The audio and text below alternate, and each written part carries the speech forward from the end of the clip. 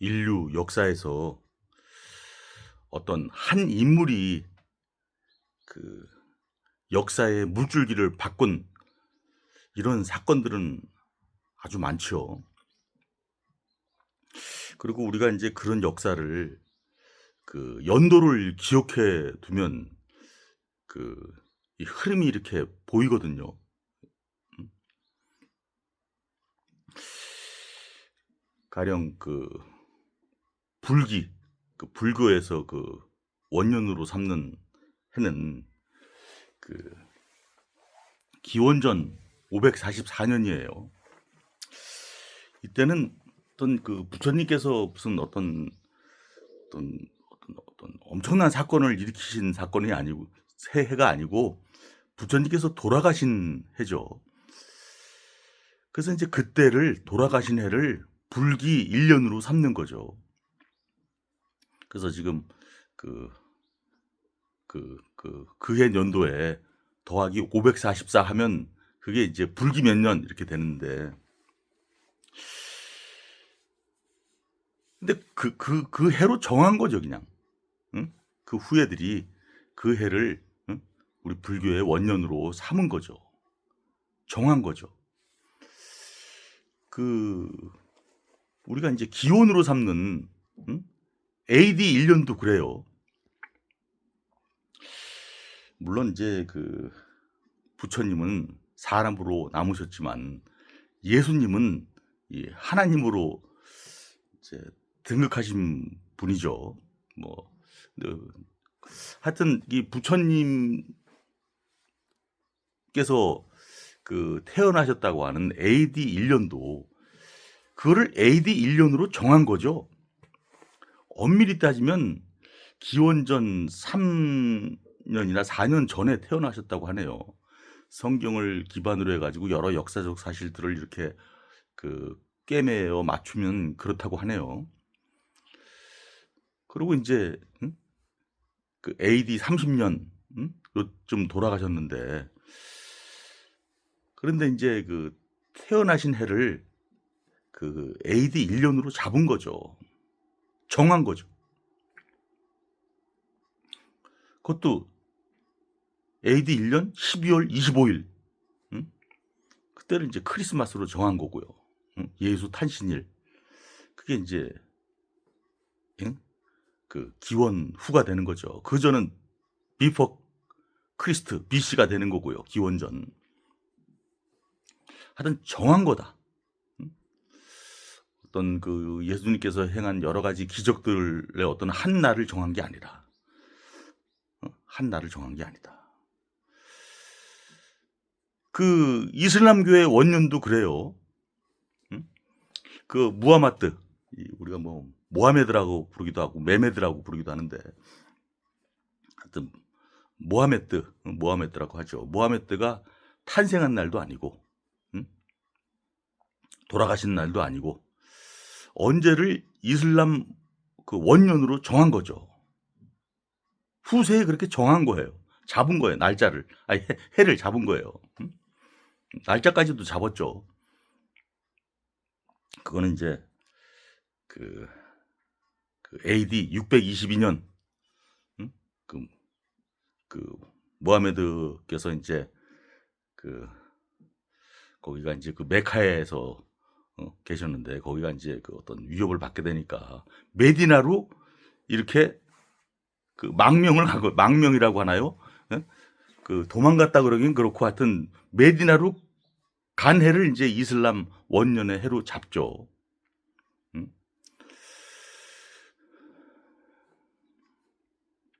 그 해에 이제 모하메드를 따르는 그런 무슬림들이 이렇게 규합이 돼서 그랬을 거예요. 본격적으로 규합이 됐다. 세력이 규합이 됐다. 그래서 이제 AD 622년을 이슬람의 원년으로 삼죠. 하지만 그건 정한 거다. 잡은 거다. 후세 사람들이. 세계사에서 여러 가지 혁명이라고 길어지는, 불려지는 사건들이 있는데요. 근데 그것도 그게 언제부터냐? 응? 좀 불분명해요. 가령 과학혁명이 언제부터냐? 예? 유럽에서 이뤘던 과학혁명 연도가 언제냐? 이 의견이 뭐 다를 수가 있죠. 응? 코페르니쿠스가 이 천체 회전에 관하여라는 책을 쓰면서 지동설을 이거를 이제 그 공표한 해를 삼을 수도 있고, 또 1687년도에 그 아이작 뉴턴이 그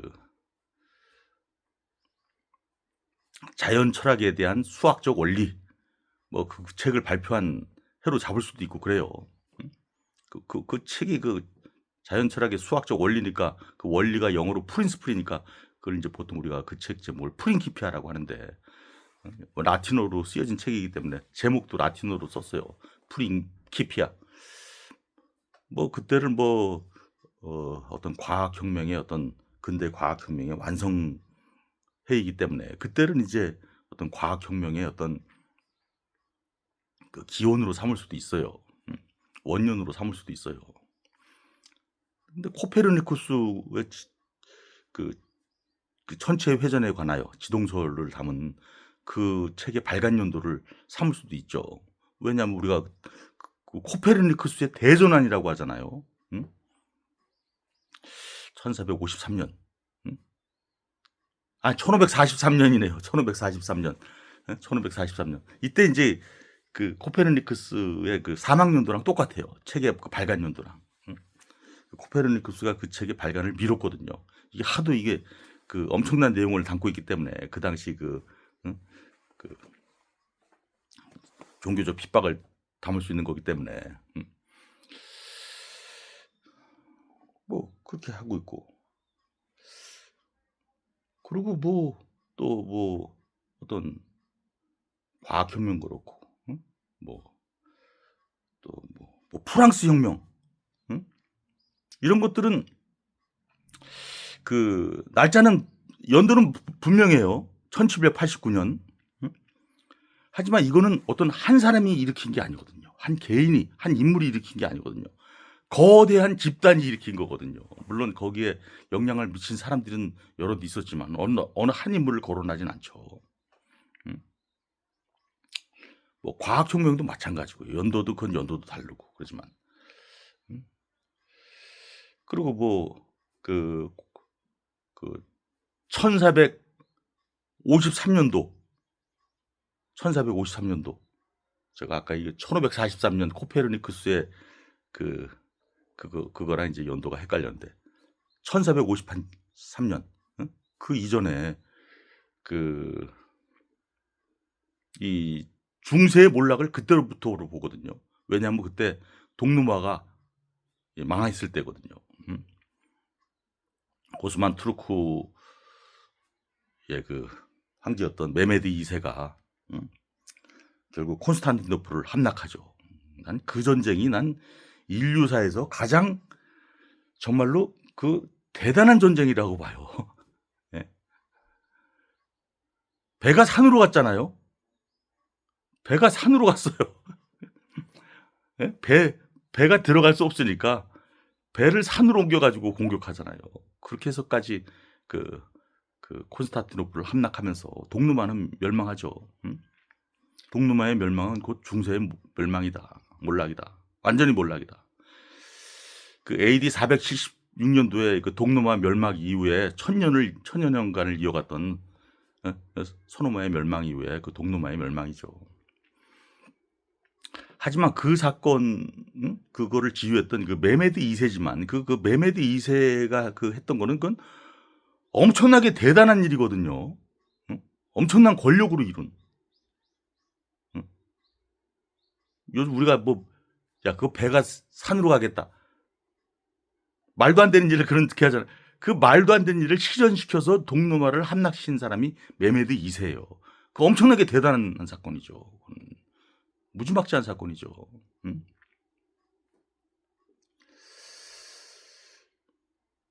또 뭐 우리가 뭐 혁명으로 하는 것들이 많이 응? 있는데, 하지만 그거는 정말로 대단한 사건이다. 대단한 사건이다. 엄청난 사건이다. 응? 그리고 그거는 어떤 한 인물이 주도한 게 아니다. 이건 뭐 어떤 응?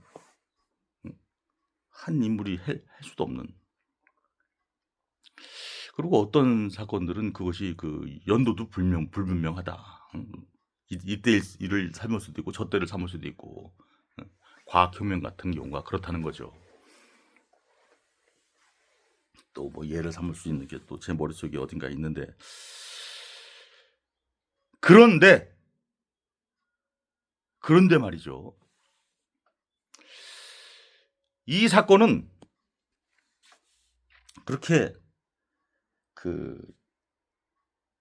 대단하고 엄청난 사건이 아니에요. 그냥 하나의 단순한 사건이에요. 단순한 사건. 응? 어떤 한 개인이 그냥 버린, 그냥 찻잔 속에 태풍 같은 걸로 묻힐 수 있는 그런 어떤 단순 사건이었죠. 그런데 그 사건이 우리 인류사에서, 세계사에서 그 인물을 딱 집어가지고 요건 그 사람이다. 그리고 요게 언제다. 그게 아주 명확한 게 있거든요. 이거는 세계사, 인류사에서 아마 이거밖에 없을 거예요. 응? 어느 한 개인이 응? 그냥 홧김에 예? 응? 욱해서 예? 욱해서 저지른 그런 일이, 이게 우리 인류사를 변화시킨, 그리고 그 해가 딱 정해진, 그리고 요건 이 인물이다. 그게 어느 해에 누가 벌인 일일까요? 1517년이에요. 그것도 날짜까지 확실해요. 10월의 마지막 날, 10월 31일, 1517년 10월 31일. 루터예요. 마르틴 루터. 그러면 이 루터가 정말로 이 종교 개혁을, 종교를 개혁하려는 정말로 진심, 뭐 이런 게 정말로 막 폭발하듯이 있었으니까 그걸 붙였겠죠. 하지만 그게 얼마나 진심이었냐. 그것에 진심인 사람들은 루터 이전에도 있었어요. 루터가 처음이 아니었다는 거죠. 마틴 루터가 처음으로 그런 어떤 로마 카톨릭 이 신앙의 어떤 문제를 지적한 사람이 아니었다는 게 중요하죠. 이미 200년 전에 얀 후스라는 사람이 있어요. 얀 후스. 보헤미아, 보헤미아면 지금 체코인데, 거기에 살던 얀 후스가 로마 카톨릭의 문제를 지적했죠. 그리고 화형당했어요. 화형당했다. 그리고 마틴 루터 이전에 1517년 마틴 루터 이전에 또 이탈리아의 사보나롤라라는 이 신학자가 있었는데, 사제가 있었는데, 이 양반도 로마 카톨릭의 문제를 지적하면서 화형당했어요.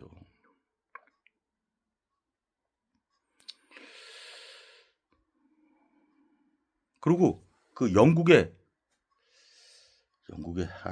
머리가 기억이 각수밖에 안 나는데, 위클리프일 거예요. 영국의 존 위클리프. 이 양반도 마틴 루터 같은 생각을 가지고 그 문제점을 지적했는데, 이 양반은 나중에 로마 카톨릭으로부터 부관 잠시당해요. 잘 죽었는데 나중에 무덤이 파헤쳐지죠. 부관 잠시당해요. 관을 해부하는 거잖아요. 부자가 그럴 거예요. 참시, 시체를 참하는 거 아니야. 시체를 그냥 도륙을 내는 거 아니야. 시체를. 응? 우리나라에만 부관 참시가 있는 줄 알았더니 유럽에도 부관 참시가 있네요. 그 위클리프, 존 위클리프. 여기서 제가 말씀드리고자 하는 거는 마틴 루터 이전에도 그런 그 로마 카톨릭의 문제를 지적했던, 그러면서 이 화형당하고 부관 참시당했던 인물들이 있었다. 근데 그들은 종교 개혁에 뭐 이렇게 포함은 되지만 마틴 루터는 그냥 딱 한 명이라고 하잖아요. 우리 종교 개혁 그럼 마틴 루터잖아요. 그렇게 배웠잖아요. 뭐 야누스, 사보나놀라, 위클리프 이런 사람들 우리가 별로 기억하지 않죠. 그리고 그 루터랑 동시대에 살았던, 그러면서 이 로마 카톨릭의 문제를 알고 있었던 사람들이 많아요. 뭐 에라스무스도 그렇고, 그 네덜란드 에라스무스도 그렇고, 또 그 마틴 루터가 1년 더 먼저 태어났는데, 쯔빙글리 그 스위스 사람인데 이 양반도 똑같은 생각을 했었어요. 마틴 루터랑 똑같은 생각을 했었어요. 그리고 마틴 루터보다 좀 나중에 태어났지만 칼뱅, 우리가 뭐 칼빈이라고 하잖아요. 칼뱅. 프랑스 사람이지만 이제 스위스 제네바에서 그 종교 개혁을 이끌었던 지도자죠. 그런 있었다 이거죠. 마틴 루터 혼자가 아니다. 종교 개혁을 이끈 지도자는 마틴 루터 이전에도 있었고 200년 전분에도 있었고 마틴 루터가 살았을 때도 있었다.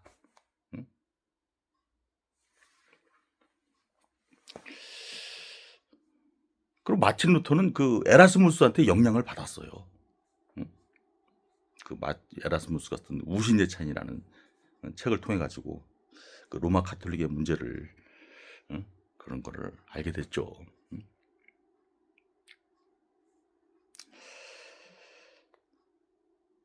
그런데 종교 개혁하면 그런 거 다 희미해지고 마틴 루터 1517년 이게 딱 떠올라요.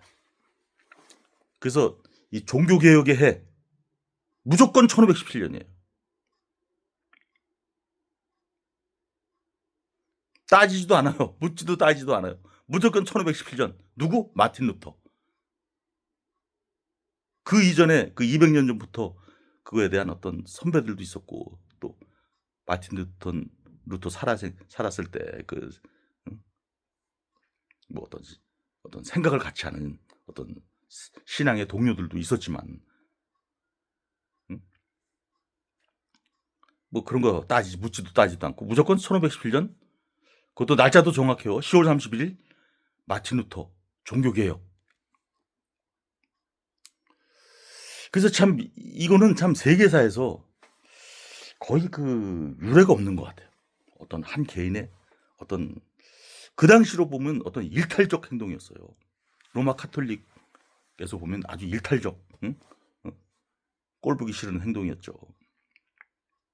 근데 왜 마틴 루터가 종교개혁을 이끈 지도자로 그냥 그 한 명이 딱 우뚝 섰냐. 마틴 루터가 그만큼 대단한 인물이냐.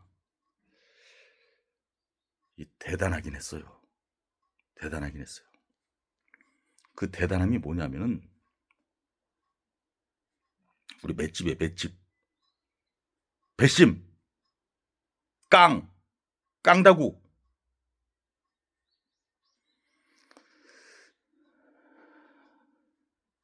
그 저항에 맞서는 의지,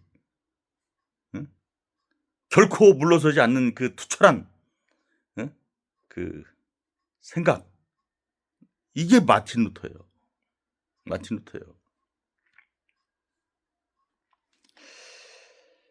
그 대표적인 그 마틴 루터의 그 깡다구, 배심, 투지, 맷집, 이거를 알 수 있는 사건은 마틴 루터가 1517년 10월 30일에 그 비텐베르크 그 교회 정문에다가 95개 반박문을 붙였잖아요. 응? 95개조 반박문. 그 제목이 그 라틴어로 쓰였어요. 라틴어로 쓰였다는 게 제일 중요해요. 라틴어로. 응? 그 당시 그 민중들은 교회 앞이 붙인다고 하면 그 대자보잖아요. 대자보. 대자보예요. 우리말로 하면 대자보라고요. 95개면 뭐 많아요. 그거 뭐 종이 하나로 안 됐을 거예요. 저 여러 장의 종이를 붙였을 거예요. 응? 그 못을 박았죠, 그냥. 응? 그래서 루터의 망치 소리라 그러는데 그게 이제 그 제목은 그 라틴어로 쓰여졌는데 전문이 라틴어로 쓰여졌고 제목도 라틴어로 쓰여졌는데 그 면죄부의 어떤 그 권능과 어떤 그 뭐 효율성에 관한 뭐 이런 식이에요. 면죄부 그게 정말로 그런 권능이 있는 거냐? 면죄부 면벌부라고도 하죠. 엄밀히 따지면 면벌부라고 하나 면별부. 벌을 죄를 먼저 짓고 벌을 받는 거잖아요. 그러니까 죄를 져도 벌이 면해진다. 예? 그래서 뭐 엄밀히 따지면 면별부인데 면죄부라기보다는 그게 권위가 없다. 그래서 그런 면죄부를 그 저기 돈 주고 사가지고 그 죄가 사해지고 벌이 면해지고 그런 거 없다. 오로지 신앙, 하나님에 대한 신앙, 오로지 성경, 오로지 은혜, 하나님의 은혜. 그거로부터 구원받는다. 면죄부 따위 사가지고 구원받는 게 아니다. 그거예요. 요지는.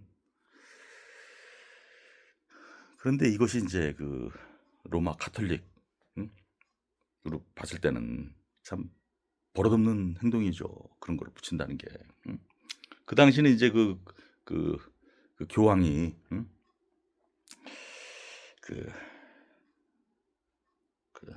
한마디로 그 성전을 건축하기 위해서 그 로마에 그래서 이제 돈이 필요했기 때문에 면죄부를 팔았죠. 면벌부를 팔았죠.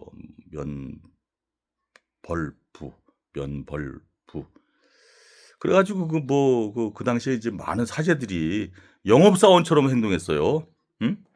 그 설교할 때 이 면벌부를 사라. 그럼 너는 다 그 벌이 다 면해진다.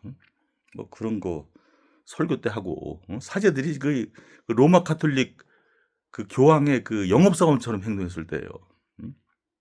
근데 그거를 거기에 이제 빡쳐가지고 욱해가지고 열받아서 루터가 이제 그거를 95제 반박문을 붙였지만 그게 독일어로 쓰여지지 않았다. 뭐 그 당시는 사실 독일이 아니었죠. 그 당시 뭐 독일이 통일되기도 훨씬 이전이고 신성로마 대국이었죠. 그때는 그 비텐부르크라는 그 독일에서 조금 북부 쪽에 있는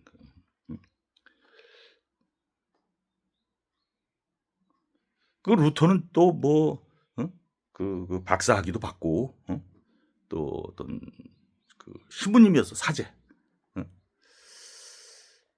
그래서 이제 그렇지만 어떤 그 딱 맞설려고 한 게 아니다. 그러니까 맞설려고 했으면 독일어로 썼겠죠.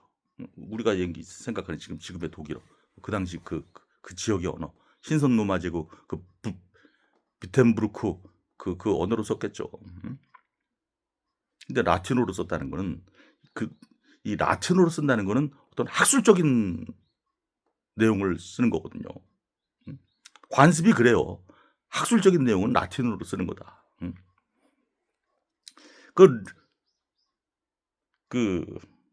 뉴턴의 자연 철학의 수학적 원리, 그 프린키피아도 라틴어로 쓰여진 이유예요. 그래서 근데 이제 그러니까 이제 어떤 학술적 토론을 하기 위해서 붙인 거예요. 대자보지만.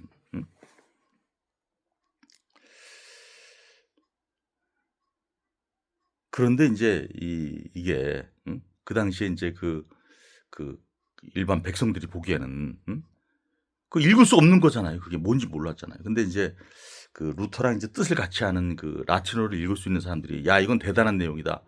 그리고 이제 또 이 루터가 또 이 운이 좋은 게 그 이전에 그 인쇄기가 발명됐잖아요. 구텐베르크의 인쇄기가 발명됐잖아요. 그러니까 이게 독일어로 번역돼 가지고 이제 이것이 쫙 펼쳐지는 거예요. 응? 그 당시 그 지역 농민들한테, 백성들한테. 그래서 이게 이제 분위기가 이게 야, 이게 이렇네. 이거 루터 이거 이런 거 썼는데 우리 이거 로마 카톨릭 면제부 사지 말아야겠다 이렇게 되니까 어떻게 되겠어요? 예? 그 파문을 하려 그러지 않겠어요? 그 파문하죠. 로마 카톨릭으로부터 파문을 당해요. 응? 그런 어떤 시련을 겪는다. 이거 시련을 겪었다는 것도 이것도 루터를 종교개혁의 대표 인물로 인정받는. 하지만 시련이지만 뭐 화형까지 당하진 않았잖아요. 그 이전에 그 야누스 뭐 사보나롤라 뭐 이런 사람처럼 뭐 화형까지는 당하지 않고.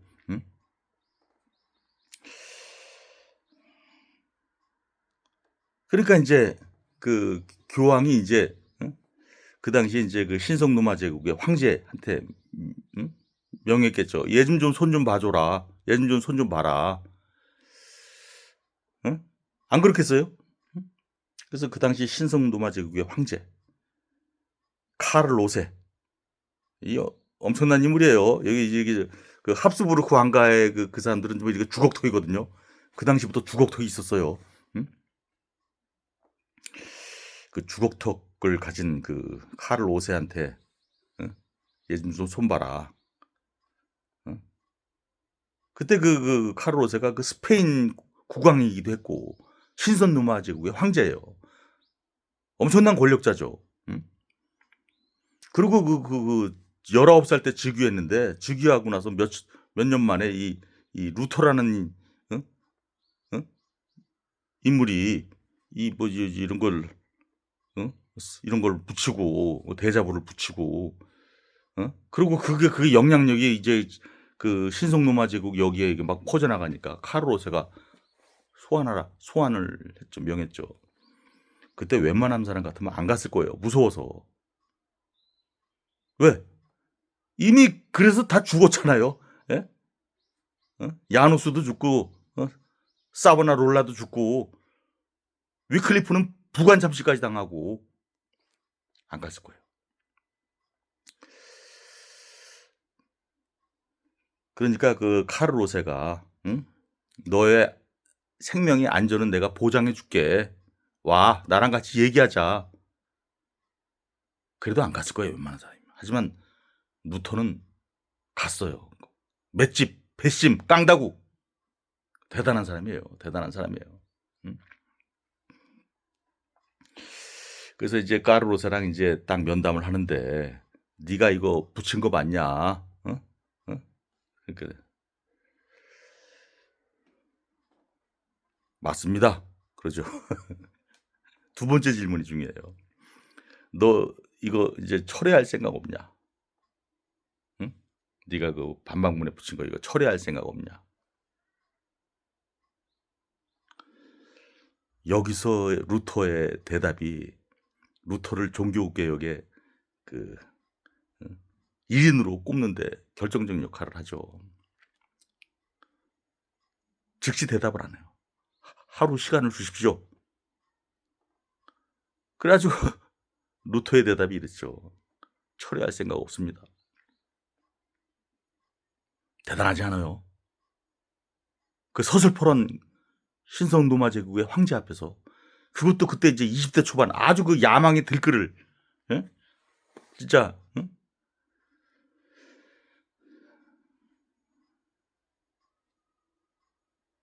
그래서 카르로세가 야 얘는 안 되겠다 죽여야겠다 그랬을 거예요. 근데 루터는 또 운이 좋아요. 운이 좋아요. 이게 루터가 이렇게 되는 게 그의 능력도 있지만 운이 엄청나게 따랐어요. 운들이 운이.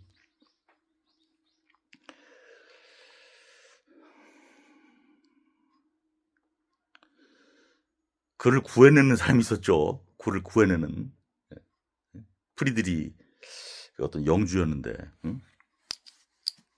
그가 이제 구해내면서 그가 이제 그 루터를 안전한 곳으로 피신시키고, 너 여기 그냥 짱 박혀 있어. 그때 이제 그 루터가 이제 또 루터를 루터로 만드는 그런 그 큰 업적을 하나 남겨요. 그 라틴어 성경을 독일어로 번역을 하죠. 그러면서 이제 그것이 이제 그 독일어가 이렇게 일반화되는데 큰 영향을 미치기도 하고 그랬지만, 뭐 그 번역은 누구나 할 수 있는 일이에요. 번역은 누구나 할 수 있는 일이에요. 예? 그리고 그 번역 될 만한 해에 나온 번역이에요. 루터가 아니고도 그거 할 수 있는 거예요. 번역은. 그리고 이제 루터가 뭐 책을 썼다고 하지만 뭐 그렇게 뭐 딱 우리가 아는 야 이거 루터 책이다 하는 것들이 없어요. 예? 썼어요. 무슨 뭐에 대해서 반박하기 위해서 쓰고 뭐 그런 내용들이에요. 근데 그 루터의 그 여러 저서들 중에서 가장 그 인상적인 저서가 하나 있는데요. 그 우리말로 유대인과 그들의 거짓말에 관하여, 그런 책이에요. 유대인과 그들의 거짓말에 관하여, 이런 책을 써요, 루터가. 한마디로 거기서 그 책에서는 뭐냐면 유대인들, 이 사람들 몹쓸 사람들이기 때문에 추방하고 뭐 하여튼 그들의 재산 다 몰수하고 뭐 죽이라고까지는 안 했어요. 그런 표현은 아니에요. 하지만 거의 죽을 지경까지 가게끔 해야 된다. 이태인들.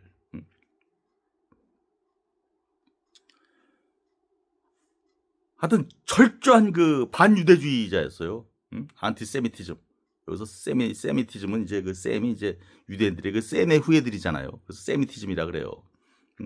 셈족들에 대한 반대, 안티세미주의, 유대주의라고 하는데. 그런 사람이었어요. 어떤 그 인간의 어떤 보편적인 권리, 어떤 백성들의 어떤 뭐 이런 거 생각하는 사람이 아니었다는 거죠.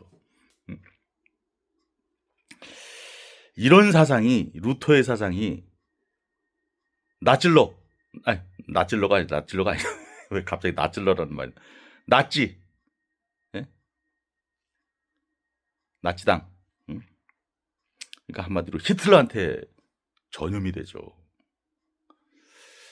그러면서 이제 그 루터의 사상을 기반으로 해가지고 유태인을 학살하기 시작한 거예요, 히틀러가. 나치 놈들이. 그 기원은 루터가 쓴 책, 유대인과 그들의 거짓말에 관하여. 이거 가지고 우리나라의 어느 분이 이거 가지고 저기 영화도 만들었어요, 영화도 만들었어요. 그래서 이게 그 성수동에 있는 그 성낙 성결교회라는 그 교회가 있는데요. 우리 장모님이 지금 거기 그 권사님으로 계셨던 교회인데 거기서 이게 상영이 되죠. 예? 상영이 돼요. 그래서 그거 본 사람들은 아니 루터가 그런 사람이었어요? 루터가 그럴 리가 없어요. 그런 그 해괴망측한 책을 쓸 수가 없죠. 뭐 그러기도 하지만 대부분 사람들은 야 루터가 그런 사람이었네 그러면서 야 우리 기독교가 우리 개신교가 회개할 건 회개해야 된다 그런 생각으로 봤죠. 여하간 아무튼 이 루터는 그런 사람이었다. 그럼 루터가 정말로 종교를 개혁한 사람이냐? 혁명을 일으킨 거냐? 그럼 맞아요. 맞는데 루터가 붙인 그 1517년 10월 30일 날 비텐부르크 교회 정문 앞에 붙인 그것은 그 이후에 엄청난 분열을 일으키죠. 엄청난 분열을 일으키죠. 대신에 루터가 공격했던 로마 카톨릭은 일사불란해요. 지금까지도 일사불란해요. 그거 정말 대단한 일이 아닐 수 없어요. 로마 카톨릭은 일사불란하다. 로마 카톨릭 얘기하는 거예요. 저게 뭐 그리스 정교회, 러시아 정교회, 이거는 이제 그저 분파지만 로마 카톨릭, 천주교, 우리가 얘기하는 천주교, 이거는 일사불란하죠. 지금도 전 세계에서 가장 큰 조직이 로마 카톨릭이에요. 전 세계로 뻗쳐 있잖아요. 일사불란하게 움직이죠. 로마 카톨릭은 하나의 흐트러짐 없이 로마 교황을 수장으로 해가지고 대주교, 주교, 신부 그리고 쫙 이어지는 이런 그런 조직 속에서 일사불란하게 움직여요. 로마 카톨릭은.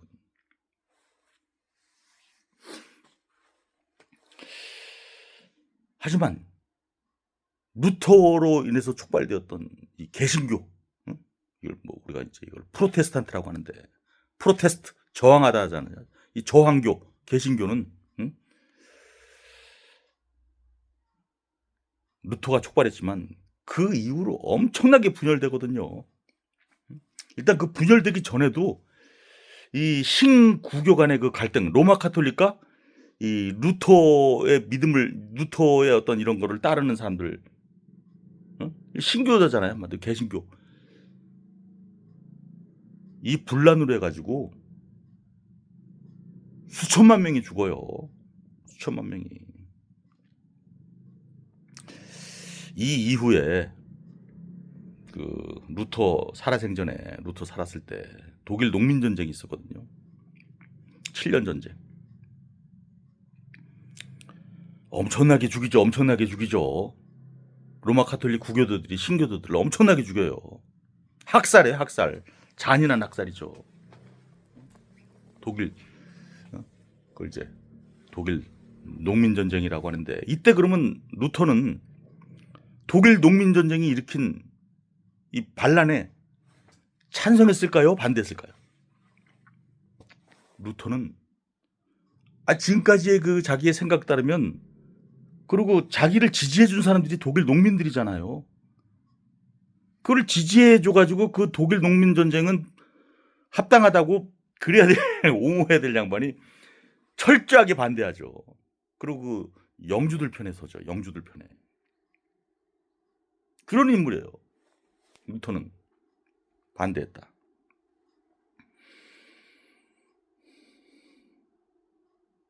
나는 종교를 로마 카톨릭 이거 면벌부 이거를 좀 문제 삼은 거지. 니네들 저 농민 전쟁 이렇게 하라고 내가 이거 붙인 거 아니야. 이런 논리였죠.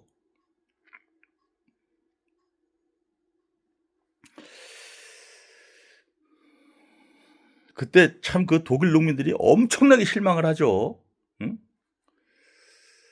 거기 이제 그 민츠라고 하는 그 사람이 정말로 그 독일 농민 전쟁을 이끌고, 이 양반도 그 뭐 화형당했을 거예요. 하여튼 독일 농민 전쟁 이후에도 또 이후에 그 종교 전쟁이라는 게 있었는데, 예? 그 루터 죽고 나서 거의 100년쯤 지나서 30년 전쟁이에요. 30년 전쟁. 엄청나게 죽여요. 엄청나게 죽여요. 800만 명이 죽었다는 거. 800만 명. 그 당시에 인구가 뭐 얼마나 됐겠다고 800만 명이나 죽여요. 800만 명이나 죽어요. 이게 사실상 이게 세계 1차 대전이에요. 이게 그 루터로 인해서 촉발된 이 어떤 신구교 간의 이 대립과 분란을 통해 가지고, 그래서 구교가 신교도들 국가들 간에 그 전쟁, 30년 전쟁, 엄청나게 죽여요. 그 전쟁에서 누가 승리했느냐? 뭐 별로 중요하지도 않아요. 무지하게 사람들이 많이 죽었다.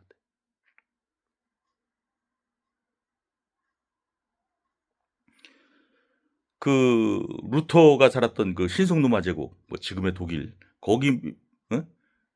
거기를 주축을 해가지고 거기가 이제 전쟁터죠. 다 그 이해관계가 다 얽히고 설켜 있거든요. 유럽의 각 나라들이.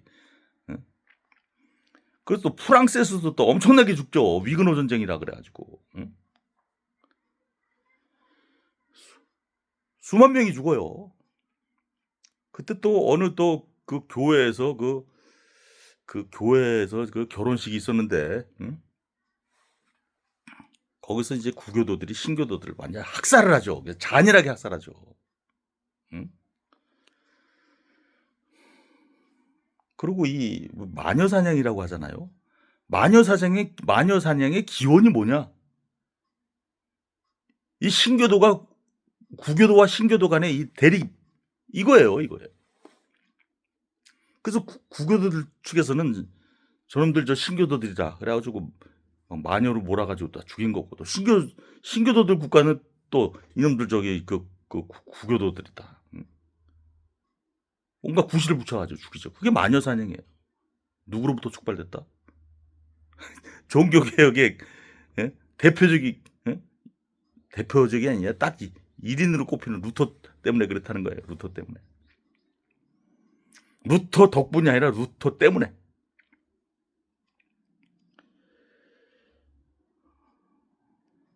영국에서도 엄청나게 죽죠.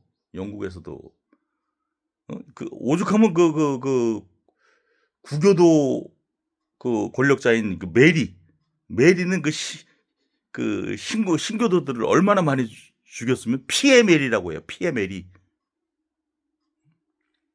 나중에 이제 그 엘리자베스 여왕이 그거를 좀 중재하는데 많은 그 노력을 했지만 하여튼 그렇게 그 대립이 엄청났다. 그래서 이제 이 신교 세력이 이게 그 퍼지면서 또 탄압을 받고 그래요. 영국에서 그래서 청교도들이 그 신교도들이잖아요. 영국의 성공회가 사실은 거기 헨리 8세가 결혼식 하려 그러는데 이쁜 앤이랑 결혼하려는데 이게 로마에서 반대하니까, 아이 그럼 내가 내 마음대로 할래. 그게 영국의 개신교인 성공회예요. 성공회.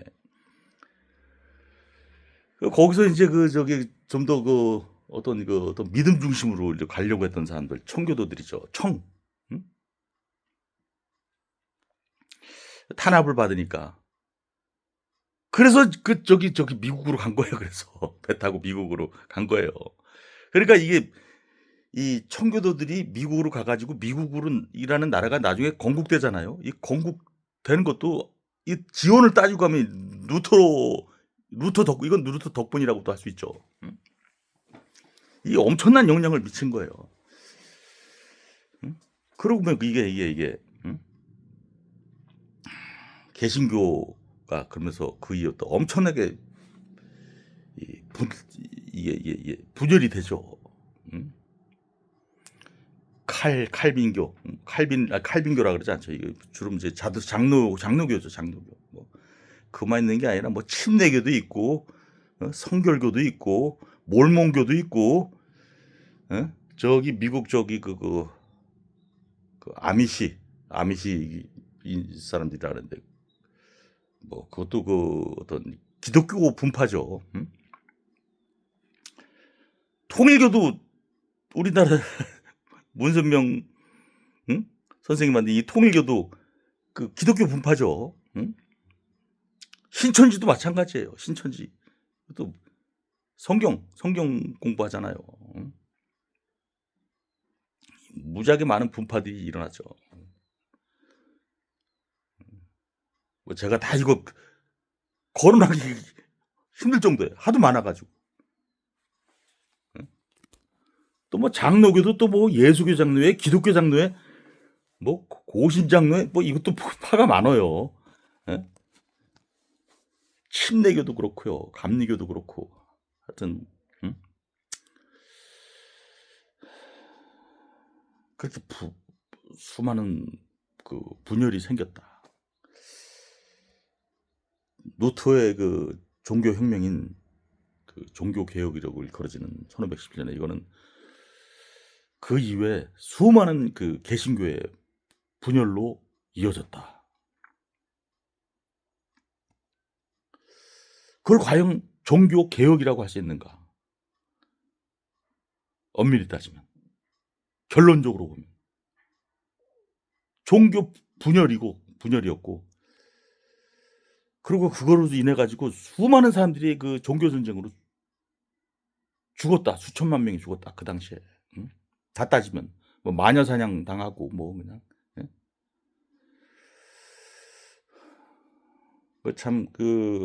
그런데 이 1517년에 그 루터의 종교 개혁은 이거는 그 엄청난 그 그 역사의 물줄기로 이어지는데 그 사건은 굉장히 단순한 사건이었다. 욱해 가지고. 어? 그리고 욱했는데 그러면 정식으로 딱 욱한 것도 아니고 그냥 한번 토론해 보자. 그래서 학술적으로 이렇게 라틴어로 쓰여진 그런 그 어떤 그 문서였다. 그냥 별거 아닌 거다. 그 이전에 많은 사람들이 그런 거 지적했었고. 근데 루터가 그거를 딱 했는데 오로지 루터만 기억한다. 대자보 한번 붙였는데. 이 대자보 그러니까 그 문화혁명 때 그 대자보도 생각나네요. 예? 이게 이제 문화혁명이라 그러지만 이제 뭐 그건 사실 혁명이 아니죠. 문화 파괴 운동이었죠. 문화 파괴. 그것도 어떤 대자보로부터 그 촉발된 건데 그 대자보를 붙이도록 한 사람이 그거는 어떤 그 밑으로부터 혁명이 아니에요. 문화혁명은 밑으로부터 혁명이 아니고 위로부터 그 당시에 이제 권력에서 물러나 있었던 모택동 마오쩌둥이 딱 사주한 일이죠. 그 홍위병들을 이렇게 이렇게 불붙게 해가지고. 근데 이제 그 문화혁명이 이제 어떤 그 뭐 1966년도 어떤 그 베이징 대학 거기에서 북경 대학에서 붙었던 그 어떤 대자보로부터 촉발이 된 거지만 사실 그거는 그 마오쩌둥의 그 사주가 있었고 위로부터의 혁명이었고 뭐 올바른 혁명이라고 할 수 없죠. 근데 그건 엄청난 사건이잖아요. 여러 집단이 벌인 혁명이란 말이죠. 미국의 독립전쟁이라는 것도 독립혁명이라는 것도 그렇죠. 어떤 한 명이 아니잖아요. 그것도 한 명이 아니다. 조지 워싱턴도 있고, 예? 그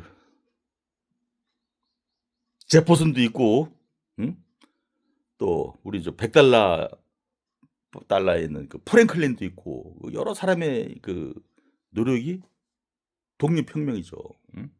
그래서 여러 그리고 엄청난 일이 있었죠. 근데 이 루터의 종교 개혁은 그 어떤 것들에 비하면 진짜 아무것도 아닌 사소한 사건에 불과했는데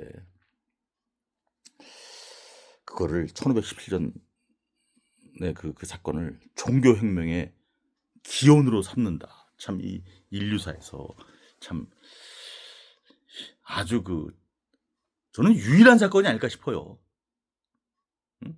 이렇게 엄청나게 우리 세계사 책 보면 1517년 마틴 루터 그래서 뭐 구글이나 네이버에서도 검색했을 때 1517년 딱 해봐. 1517년 치면 그냥 루터가 나와요. 루터의 종교개혁이에요. 1517년은.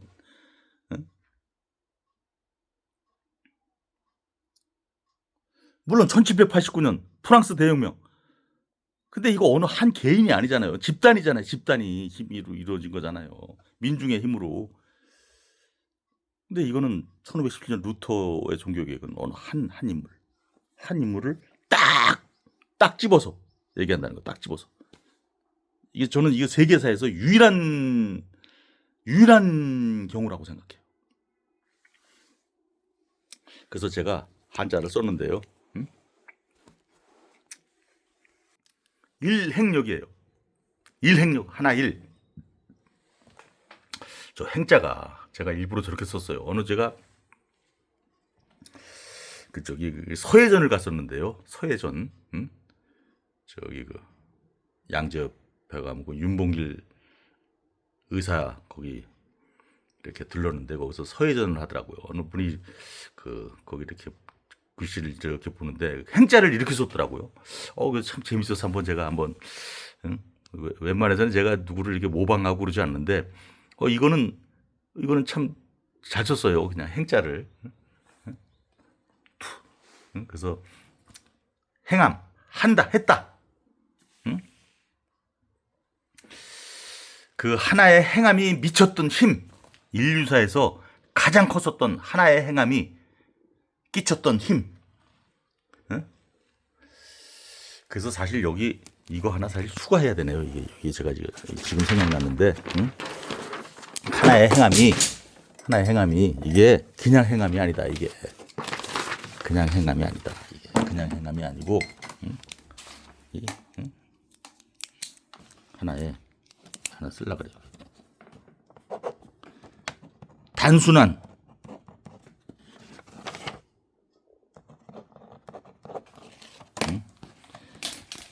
이거 쓰니까 의미가 좀 명료해지네요. 응? 인류사에서 가장 컸었던 그 영향력이 가장 컸었던 하나의 단순한 행함이 끼쳤던 그 힘, 그 일행력이에요. 일행력. 루터는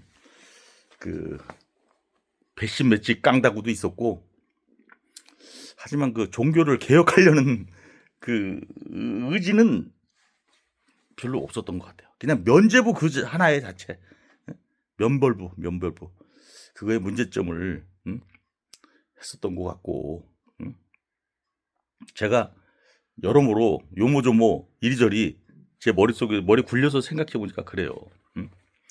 만약에 정말 진심이었다면 독일 7년 동안의 독일 농민 전쟁을 지지했었어야 되죠. 그러지도 않았다. 그래서 이제 루터를 논할 때 두 가지 점, 독일 농민 전쟁에서 영주들 편을 들었다. 더 크게 나가면 그게 로마 카톨릭 편 든 거나 마찬가지예요. 왜? 농민들이 로마 카톨릭 압제에 저항해서 일어난 거거든요. 그게 좀 범위를 넓히면. 그리고 루터가 유대인들을 아주 증오했다는 거죠. 유대인들을 증오했다. 유대인과 유대인들의 거짓말에 관하여라는 책을 쓴 정도로. 그래서 그것이 나치의 히틀러의 히틀러가 주도한 나치당이 유대인을 600만 명이나 학살한 그런 어떤 이론적 기초를 제공해준 루터였던 거죠. 그래서 이 루터 하여튼 그런 어떤 역사적으로 어떤 한 면만 보면 안 되거든요. 어떤 인물의 이쪽 면도 보고 저쪽 면도 본다. 저는 그래서 루터를 이쪽 면은 뭐냐면은 면죄부 아니 그거 티켓 사면 그게 무슨 벌을 종이 조각 하나 사면 로마 교황의 도장이 찍힌 종이 조각 하나 사면 천국에서 죄와 벌이 면해져요. 말도 안 되잖아요. 그거는 근데 그건 누구나 이전에 다들 알고 있던 거다. 그건 다. 그리고 그거 알고 있는 사람들이 많았고 그 당시에 그거 가지고 대단하다고 보는 것보다는 루터의 깡다구 있죠. 배심 맷집. 이 목이 짧은 사람들이 이 배심 맷집이 있다 그러더라고. 저도 좀 목이 짧아요. 목이 짧아요. 목이 긴 사람들은 맷집이 좀 없다 그러더라고요. 그래서 권투 있잖아요. 권투. 제가 이거 홍수환한테 들은 거예요. 세계 챔피언 홍수환. TV에서 나오는데 목이 긴 사람들은 절대 권투하면 안 된대. 한 방 맞으면 그냥 가버린대요. 목이 길면. 그래서 자기 목 보라고 그러더라고요. 목이 없어요, 홍수환이. 저도 좀 그런 스타일인데. 근데 저는 그렇게 루터만큼 맷집이나 깡다구 배심이 있을 것 같지는 않아요. 루터는 그 점에서 대단한 인물이었어요. 그 점은 높이 산다. 카를 5세까지한테 당당하게 가서 자기 할 말 다 하고 그러고 또 운이 좋아서 살아 돌아왔다. 카를 5세가 죽이려고 했는데도 살아 돌아왔다. 왜? 그때 그 저 천사가 예? 그를 구해준 그 인물이 나타나 가지고 절체절명의 시기에 순간에 그런 점도 있지만 또 반면에 이 정말로 그 종교개혁의 진심이었냐 뭐 그런 거를 좀 한번 돌아보게 되죠. 따져보게 되죠. 그리고 유대인들에 대해서 뭐 똑같은 사람인데 그들이 뭐 이렇게 잘못했다고 그랬는지 뭐 그런 것들 또 그 루터의 어떤 그 또 요런 면들도 보고 그래서 한 인물을 봤을 때 이렇게 이쪽 저쪽 다 봐야 되는 거죠. 이쪽 저쪽 다 본다. 그랬을 때 우리가 그 한 인물의 그 어떤 그 역사적 인물을 우리가 제대로 그 알고 평가할 수 있는 거죠.